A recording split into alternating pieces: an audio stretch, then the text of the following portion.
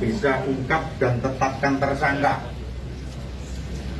Dari pembunuhan berencana yang disertai dengan benturan pemberatan ini dilakukan oleh seorang atas nama Sumani yang sampai sekarang belum bisa diambil keterangannya karena yang bersangkutan sakit. Ini kita awali pada saat kejadian ini adalah tanggal 3 Februari kemarin, yang perkiraannya pembunuhan itu dilaksanakan pada pukul 21 sampai pukul 24. Saya ulangi, tersangka belum kita mintain keterangan, tetapi kita bisa menetapkan bahwa saudara Tsunami adalah seorang tersangka tunggal. Ini kita lakukan karena dalam 184 KUHP tidak perlu keterangan tersangka, tetapi hasil saintifik identifikasi telah membuktikan cukup bukti yang bersangkutan sebagai tersangka. Awal mulanya adalah berangkat dari TKP, di mana korban sebanyak 4 orang, ada ayahnya, ada istrinya, ada anaknya, dan ada cucunya, yang 1 hari 1 malam itu meninggal di TKP di rumah. Dari berangkat olah TKP ditemukan ada gelas, di mana gelas itu ada sidik jari. Kemudian tim lapor dan identifikasi mengambil sidik jari itu. Kemudian dengan saintifik identifikasi yang kita punyai, benar match sidik jari itu mengarah seorang tamu yang bernama Sumani. Kita kembangkan lagi dari TKP itu, ya, kita kembangkan lagi dari TKP itu, kita tarik CCTV. Jadi dari jam J hari H tanggal 5 itu diketahui dari beberapa keterangan saksi dan CCTV, kendaraan yang dipakai pelaku berikut pakaiannya match. Ada seorang saksi yang menyaksikan bahwa kendaraan itu parkir di rumahnya. Kemudian pakaian yang digunakan dan helm yang digunakan sama persis dengan waktu kejadian hasil otopsi mayat oleh Bidokes Polda Jawa Tengah, bahwa matinya korban diakibatkan benda tumpul dan benda tajam sekitar diperkirakan mati jam 21 sampai jam 24. Kemudian dari TKP diberangkatkan hasil otopsi meninggalnya korban akibat senjata tajam dan tumpul. Kita kembangkan, mengerucut, kita lakukan penggeledahan di rumah tersangka, ditemukan arit sebagai alat. Di arit. Jadi karena korbannya ada luka akibat senjata tajam, kemudian kita lakukan penggeledahan di rumah tersangka, ditemukan arit. Di dalam arit ini ditemukan darah.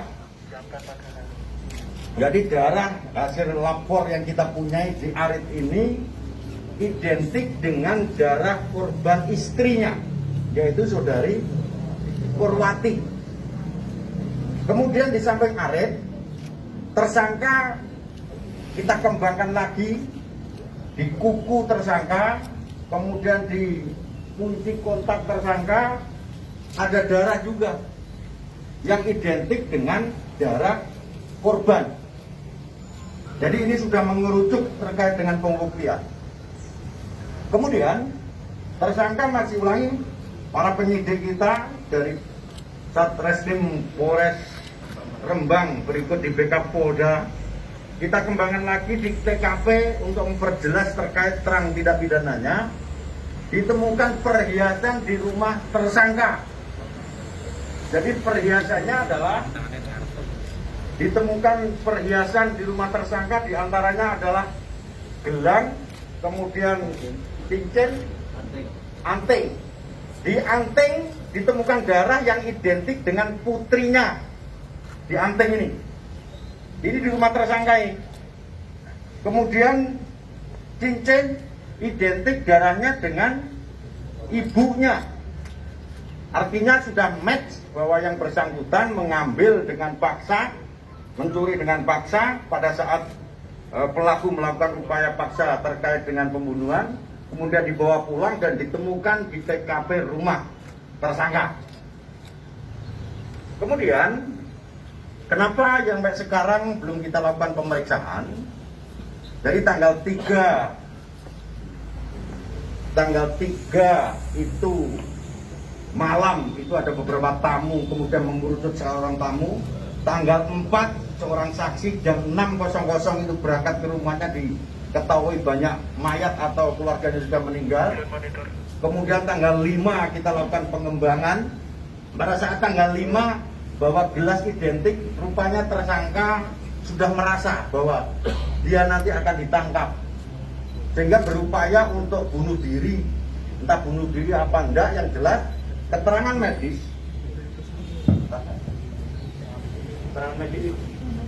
dari dokter, keterangan medis dari dokter rumah sakit kita mengatakan bahwa yang bersangkutan belum diperiksa karena mengandung pestisida di ginjalnya. Sampai sekarang masih belum bisa kita mintain keterangan. Dari keterangan dari dokter, yang bersangkutan belum dilakukan pemeriksaan karena mungkin berupaya untuk bunuh diri. Sampai sekarang masih dirawat di rumah sakit tersangkanya. Tetapi kita penyidik sudah bisa menetapkan tersangka berdasarkan persesuaian bukti, barang bukti dan petunjuk yang menguatkan dengan beberapa keterangan ahli, baik surat maupun keterangan ahli kita lapor dan Bidokes Polda Jawa Tengah. Demikian rekan-rekan sekalian, bahwa terkait dengan kasus tindak pidana pembunuhan berencana disertai dengan pencurian kekerasan ini bisa kita ungkap pada saat ini. Demikian yang saya sampaikan. Ada pertanyaan? Dan tersangka sebelumnya udah kenal sama korban dan jadi begini, motif itu muncul kalau sudah dilakukan pemeriksaan kepada tersangka. Tersangka sampai sekarang belum bisa diperiksa karena yaitu tadi mau bunuh diri. Tetapi ada kata-kata bahwa wis sing wis yo wis, itu di BAP awal, interogasi awal dari penyidik mengatakan begitu. Artinya apa? Bahwa di situ ada motif dendam tentang sesuatu. Jadi pada saat beberapa saksi yang kita periksa ada penawaran terkait dengan gamelan, dan korban telah menerima uang sekitar 15 juta kalau tidak salah. Jadi ada motifnya mungkin, karena tersangka belum kita periksa, motifnya adalah terkait dengan masalah uang. Dan dia kenal dengan korban dan tersangka. Baik, yang lain? Mohon izin, Pak Kapolda. Saya Dimas, Pak, dari Menyingkap Tabir TV One, Pak. Kecocokan saksi dan CCTV berupa apa saja? Lalu bukti transfer 8 juta itu apakah ada di sini, Pak? Gitu, Pak. Jadi begini, CCTV itu adalah jam J pada saat hari Rabu, yaitu pukul 8, bahwa yang bersangkutan keluar rumah, kemudian parkir jam 10 di rumah tersangka, kemudian diketahui oleh tetangganya atas nama siapa di situ persesuaiannya, kemudian persesuaian yang lain helm, kemudian jaket, kemudian motor, ini jaketnya, motornya itu, helmnya identik dengan CCTV dan kendaraan dan helm jaket yang dipakai bersangkutan. Sedangkan untuk transfer uang itu masih kita dalami karena itu menyangkut terkait dengan kerahasiaan bank. Cukup? Yang lain? Di dalam handphonenya seperti apa, Pak? Ada percakapan khusus, Pak? Di handphonenya ada percakapan pada saat itu istrinya nelpon tidak terangkat pada saat durasi antara jam 21 sampai 24. Tetapi pada saat jam 10 dia sempat browsing, terus ada percakapan dikuatkan oleh anaknya tersangka bahwa anaknya mengatakan bahwa bapak keluar rumah dari jam 8 sampai pukul 24. Artinya memang benar yang bersangkutan sudah tidak ada di rumah. Cukup? Hubungan antara korban dengan pelaku dan Teman, mungkin kolega, tentang bisnis atau lain itu belum kita dalam. Yang jelas di situ ada transaksi gamelan. dan Ancaman hukumnya hukuman mati dan seumur hidup karena berencana pemberatan dan pencurian kekerasan. Dan ada informasi pelaku dijaga ketat, baik medis maupun anggota kita. cukup ya. Benda tumpulnya belum ketemu. Yang sudah ketemu adalah benda tajam, karena benda tajamnya posisi ada di rumah ini, dan ini ada darahnya. Darah yang dipakai ulang darah identik dengan darah korban Ibu Purwanti, istrinya, identik ini. Dikuncinya juga sama. Bertamu. Jadi tersangka bertamu, kemudian disuguhi kopi, di gelas kopinya itu ada sidik jarinya tersangka, kemudian kita lakukan pengambilan sidik jari dengan gelas kopi yang kita punya dan identik dengan pelaku.